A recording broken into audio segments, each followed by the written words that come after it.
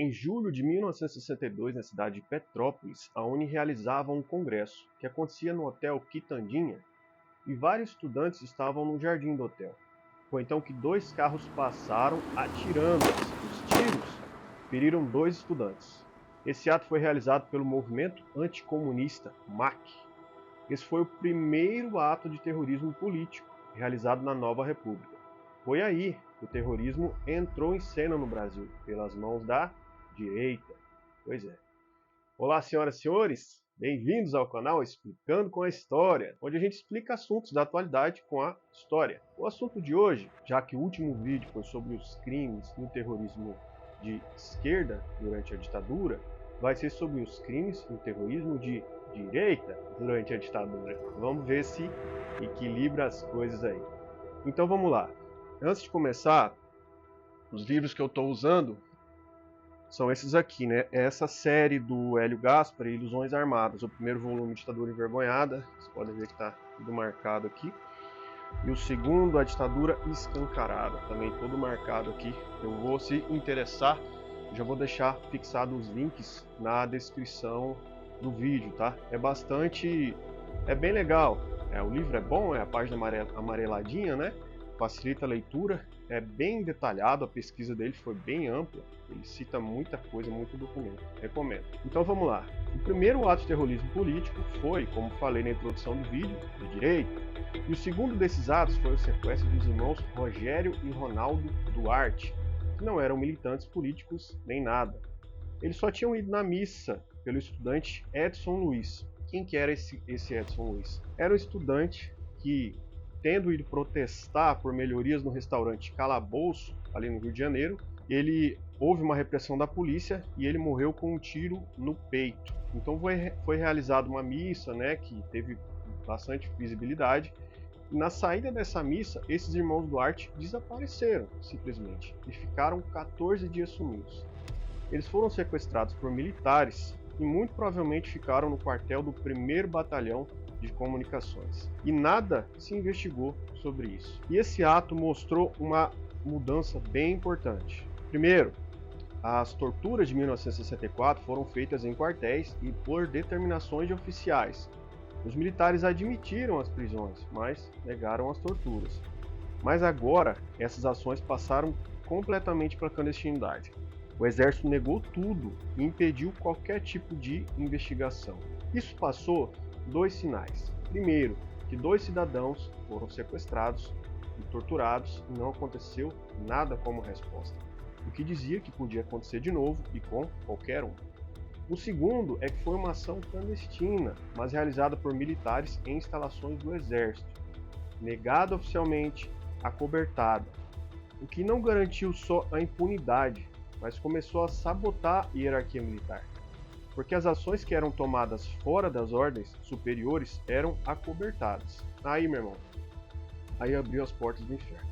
Depois disso, o terrorismo militar mudou de tática. Grupos que tinham majores, capitães, tenentes, sargentos e civis começaram a, nas palavras de um dos oficiais que participava, aporrinhar a vida dos comunistas nos teatros. Em julho e agosto, puseram 2 bombas em teatros no Rio de Janeiro, passaram atirando no Teatro Escobar em São Paulo. No dia 17 de julho, um grupo desses invadiu o Teatro Roda Viva. Dezenas de homens com pedaços de pau e socos ingleses entraram nos camarins depois do fim do espetáculo, distribuindo pancada nos atores. Esses atores tiveram que passar por um corredor polonês dessa galera, né, para poder sair do teatro. Com a impunidade, já que nada disso era investigado e a rotina foi se tornando habitual, os atentados só ficaram mais violentos e o pessoal que fazia eles ficou menos cuidadoso. Durante o ano de 1968, só no Rio de Janeiro, o terrorismo de direita praticou 20 atentados com explosivos e 2 duplos sequestros, né, quando 2 pessoas são sequestradas. Aí era o chamado terrorismo branco, que não matava ninguém. O objetivo declarado era intimidar a esquerda, mas o que ele queria mesmo era aumentar a radicalização do regime. E acabou fortalecendo a indisciplina dentro das Forças Armadas. Em 1968, começa uma série de manifestações de rua pedindo o fim do regime militar. dos quais a maior foi a famosa passeata dos 100 mil, né? Também várias manifestações estudantis. Isso foi um sinal de que a classe média e parte da elite estavam perdendo a fé no regime. Essas manifestações foram chamadas de contra-revolução pelos militares, já que era contrária à Revolução de 64. Greves estouraram em São Paulo pedindo melhores salários. 29 bombas foram estouradas em São Paulo pela resistência de esquerda. Houve inclusive um motim dentro da Força Aérea, né? A disciplina estava gerando frutos. E essa era a maior preocupação da junta, essa indisciplina, era lidar com esses militares linha dura que queriam o endurecimento do regime. A junta militar ficou muito preocupada com isso e fez várias reuniões, que foram inclusive gravadas e documentadas. Foram propostas nessas reuniões ações para reverter essa situação. A reunião mais importante aconteceu no dia 13 de dezembro de 1968. O resultado, o famoso AI-5, o Ato Institucional número 5, que fechou o Congresso, aumentou a censura, caçou políticos, caçou habeas corpus em caso de crimes políticos. E 3 meses depois se definiu que em caso de crime político a pessoa podia ser presa por 60 dias sem inquérito e 10 deles sem comunicação. Era o prazo que os torturadores precisavam para trabalhar. Se a porta do inferno tinha sido aberta lá, agora abriu, reganhou de vez. Aí prisão, tortura, assassinato vieram com força, só foram escalando. A tortura virou matéria de ensino e prática nas forças. Manuais foram desenvolvidos. Sempre foi negada, sempre acobertada, mas nunca investigada. O torturador, quando conseguia bons resultados, virava quase que uma estrela dentro da tropa. Recebe medalhas, né, como a do pacificador, dada para o conhecido brilhante Usta, que comandou o DOI por 3 anos.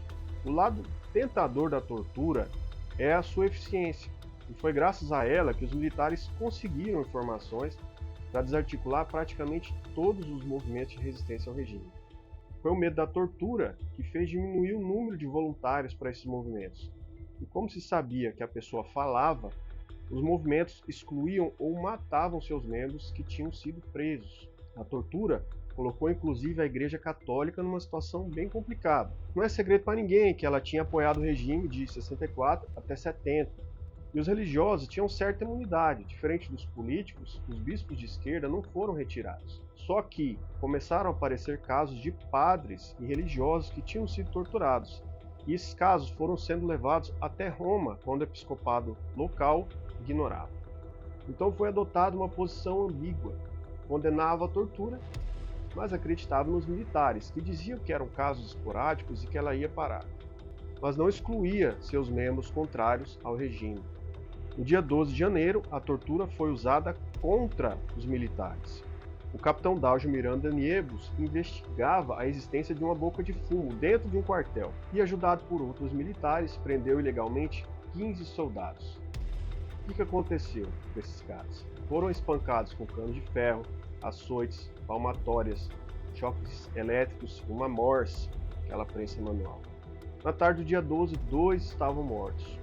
Um agonizou em uma sala e teve assistência negada pelo médico, e outro, que teve a cabeça colocada na morsa, que é a prensa manual, morreu dias depois no hospital. 4 mortos ao todo. Os detalhes foram encobertos e o caso foi colocado em segredo de justiça. Os cabos e os sargentos culparam os oficiais culparam os comandantes. Isso é bem comum nesses casos, né? A culpa é sempre de outra pessoa. Como disse o Ustra na Comissão da Verdade, é o exército que deveria estar aqui, não eu. É assim que funciona. Começa também um surto de militantes, começa um surto bem interessante aí. Militantes, durante um confronto com a polícia, tinham a mania de morrer com um tiro, às vezes 2 tiros na cabeça, às vezes na nuca.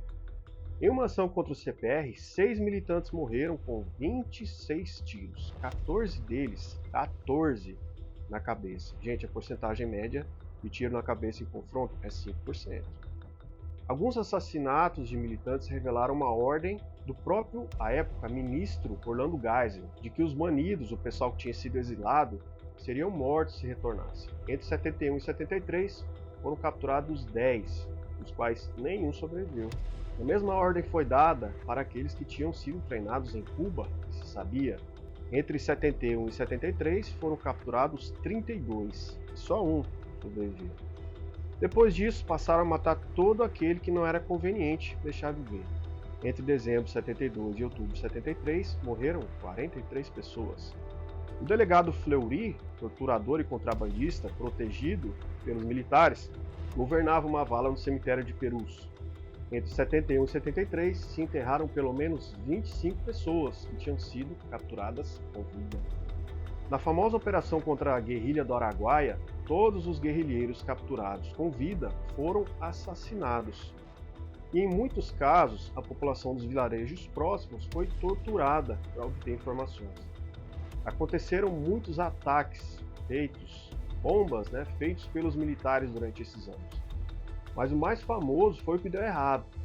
Estou falando aqui do atentado do Rio Centro, feito por setores do Exército Brasileiro e da Polícia Militar do Rio de Janeiro, na noite do dia 30 de abril de 1971, no Rio de Janeiro, quando ali se encontravam 20 mil pessoas durante um espetáculo de MPB em comemoração do Dia do Trabalhador. O objetivo é que essa bomba fosse a primeira de uma série de outros explosivos, só que o explosivo explodiu no colo de um dos militares e aí tudo foi por água abaixo. O objetivo, qual que era? Incriminar grupos que se opunham à ditadura militar no Brasil e assim justificar a necessidade do seu aparato de repressão e retardar a abertura política em andamento. E aí a gente vê como que a coisa foi escalando, né? Primeiro foi um ataque a tiros, depois foram incêndios que ninguém é preso, sequestros, depois espancamentos. Aí veio a tortura, mortes em caso de tortura, às vezes acidentais, e assassinato propriamente dito. Tudo negado, mas nunca investigado, até muitas vezes condecorado. Esses foram alguns crimes e atos terroristas de direita praticados durante a ditadura. Se gostou, já dá o like, comenta, compartilha, se inscreve, ativa o sininho para não perder nenhum vídeo.